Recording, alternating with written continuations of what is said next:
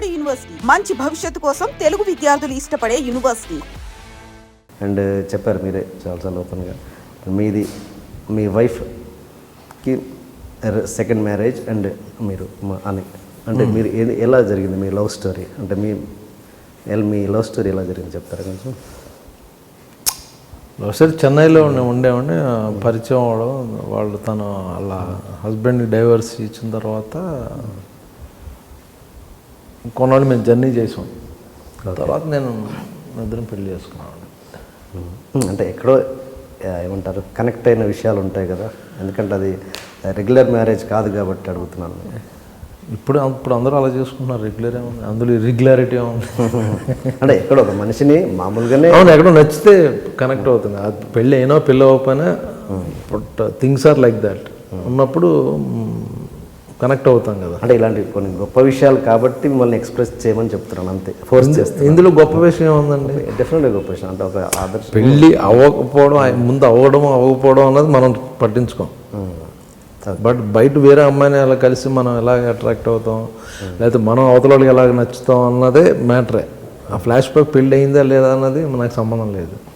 Okay, అది అది అది అది అది చేయడానికి అది రిసీవ్ చేసే అది ఇంకో ఇంటర్వ్యూలో లవ్, ప్రేమ, పెళ్ళి అనే ఇంటర్వ్యూ మీరు పెడితే అందులో ఒక 2 hours దాని గురించి సెపరేట్ చేస్తాను. ఓకే. అండ్ మీకు ఆవిడకి అబ్బాయి ఉన్నారు కదా, మొన్న పెళ్ళి కూడా చేసుకున్నాను.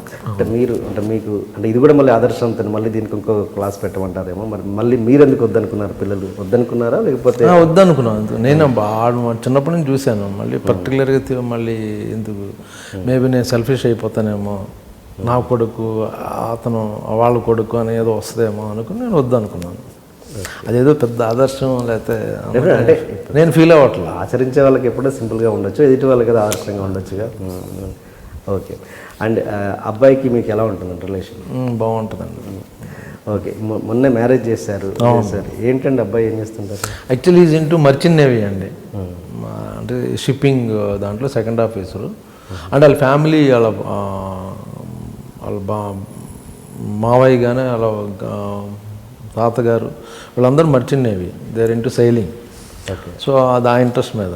సరే పెళ్ళి అయిన తర్వాత 1 year తర్వాత నాకు అక్కడ ఉండబుద్ధి లేదు, నేను ఇక్కడ హైదరాబాద్లో ఉంటాను అన్నాడు. సరేలే ఓకే, ఏం చేస్తామంటే సినిమా ఇంట్రెస్ట్ అది.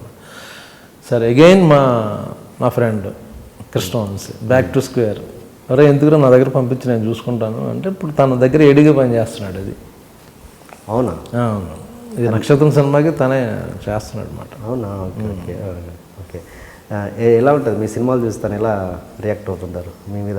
యాక్చువల్ సినిమా పెద్ద టాపిక్ రాదు మా ఇంట్లో, ఎప్పుడూ ఏదో జనరల్ తప్పించి.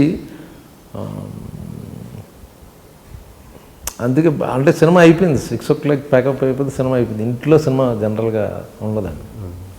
వైఫ్ ఏం చేస్తుంటారండి? తను ఇంటీరియర్ డిజైనర్ అండి. సో యాక్చువల్గా మీరు అన్నారు ఇందాక అడిగారు, ఇది మీరు నాకు సినిమాలు లేనప్పుడు తనే పోషిస్తుంది. తను ఇంటీరియర్ చేయడం వల్ల ఆ డబ్బులు వస్తుంటే దాంతో అలా సర్వ్ అయ్యమాట. Okay okay okay. మీరు సింధూరం నుంచి చూస్తున్నాను మిమ్మల్ని. నాకు మిమ్మల్ని ఫిజిక్ అప్పుడు ఎలా ఉన్నారు, ఇప్పుడు అలాగే ఉన్నారు. ఏంటి మీరు తీసుకునే ఇది జాగ్రత్తలు? ఇంకా ఇండస్ట్రీలో సెటిల్ అవ్వలేదు నేను, అందుకనే ఫిట్గా ఉంటాను. అది యాక్చువల్గా నేను ఇప్పుడు నా జనరేషన్కి ఉన్న బ్యాచ్ అయితే సెటిల్ అయిపోయారు అందరూ. నేను I'm still fighting with younger generation అన్నమాట, కాంపిటీషన్ అది. సో అలర్ట్గా ఉంటాను నేను ఇప్పుడు. సో యాక్చువల్ ఆ థింగే నన్ను డిసిప్లైన్, లైఫ్లో కొంత డిసిప్లైన్, ఎర్లీగా పడుకోవడం, అన్నీ సిస్టమేటిక్గా ఉండడం వల్ల. సోషల్ లైఫ్ అసలు ఉండదా మీకు? ఉంటుందండి, అంటే లిమిటెడ్. నా ఫ్రెండ్స్ ఉన్నారు కొందరు, వాళ్ళు మా ఇంటికి వస్తుంటారు. So we have dinner and drinks అంత తప్పించి నేను ఎప్పుడో వాళ్ళు పిలిస్తే వాళ్ళని తప్పించి ఎక్కువ లేట్ నైట్స్ అవి ఉండవు. Okay okay.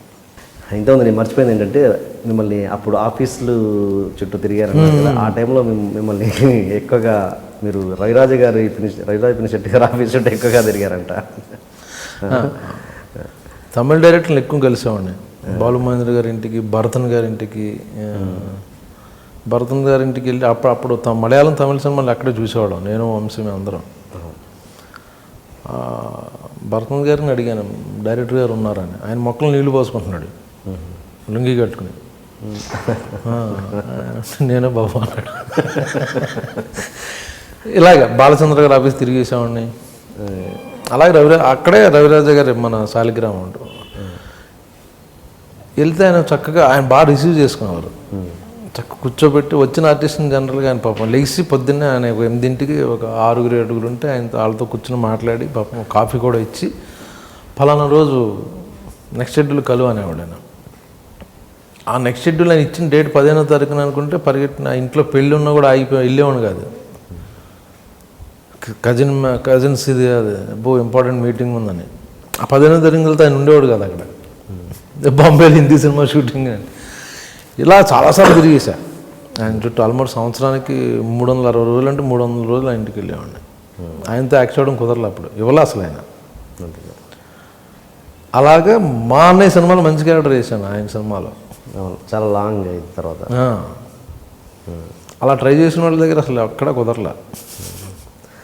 మీకు ఎప్పుడు అనిపించలేదా ఇప్పుడు కృష్ణవంశీ గారు అనుకున్నట్టుగా ఇంక వెళ్ళిపోదాం, నెక్స్ట్ డే మీరు భోజనం పెట్టకపోతే వెళ్ళిపోయేవారు ఆయన? అంటే నాకు ఇంట్లో నుంచి భోజనం వచ్చేది, ఫుడ్ వచ్చేది కదా అనుకో. అది ఓకే ఓకే. అండ్ మీరు కర్మ సిద్ధాంతాన్ని బాగా నమ్ముతారంట. ఎట్లా దాన్ని మీరు ఎలా అప్లై చేసుకుంటారు? అంటే పూర్వజన్మ అంటే నమ్ముతాను నాకు తెలియదు. పూర్వజన్మ బట్టి ఇప్పుడు మీరు అన్నారు కొందరు ఏమి ట్రైనింగ్ లేకుండా, ఇప్పుడు రాము గారు ఉన్నారు, ఆయన అసిస్టెంట్ డైరెక్టర్కి పెద్దగా ఏం చేయలే, ఓ అబ్జర్వేషన్ ఒక సినిమా చేశాడు. సో సడన్గా ఆయన ఏంటంటే ఇండియాలో one of the top most brain cinema గురించి. అది ఎలా వచ్చింది? అది ఇప్పుడు సంపాదించుకున్న నాలెడ్జ్ కాదని నా ఫీలింగ్. ఎప్పటి నుంచో ఎక్యుములేట్ అయ్యి ఒక్క సినిమా అబ్జర్వేషన్ చేసి శివాలాంటి సినిమా తీయడం అంటే మనం ఒక 100 సినిమాలు కో డైరెక్టర్ పనిచేసి లేదా అంత వర్క్ చేసినప్పుడు ఒక సినిమా చేసాడు.